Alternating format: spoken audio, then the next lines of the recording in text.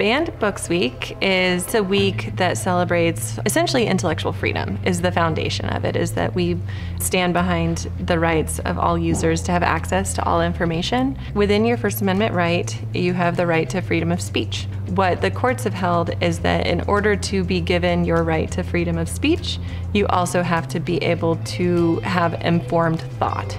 And that's where your freedom to information is also tied to that freedom of speech. Courts have then subsequently held that libraries are the place where you get access to information.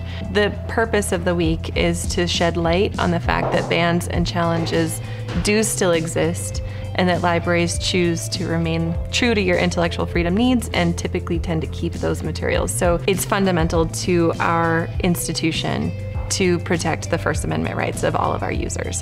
If we were to not take a stand against banned books, essentially our public would lose access to information, which would give us a less educated, less informed society, which sounds deeply intense, which it is in a lot of ways, which is why it's important to us to make sure that people have access to that information.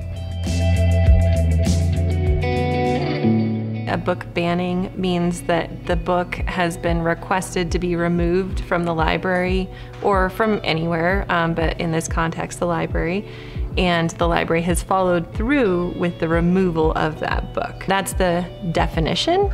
The popular term is books that have been requested for reconsideration. So any title that a customer has come to us requesting that we remove it from the library, not technically a banning, but it is a popular term that people use to describe that event. One of the fundamentals of a public library is that we provide information for all. So for a library to remove access to materials, it really has to be based off of other more objective standards that the library stands behind. So we have what is called our collection development policy, which tells us what we choose to buy and what we choose not to buy.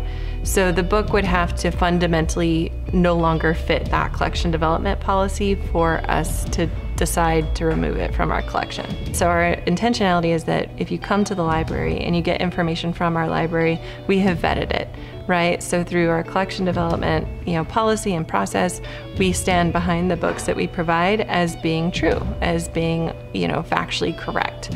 And the same would happen if you went to, say the reference desk and wanted help researching. We're not going to give you just any links on the internet. We're going to find links that have been vetted, that we can stand behind the sources. Freedom of information unites us because when we feel differently, one of the best ways to understand someone is to learn their perspective. So right now we are seeing, for example, a very divided society. The intention and the hope is that we can shed light on both sides so that we can begin to understand the perspectives of those around us that maybe feel differently than us. How do I learn what your values are? How do we bridge those gaps if that information isn't even there for me to learn about? Bannings are happening, censorship is happening, both at your public libraries, but at your school libraries.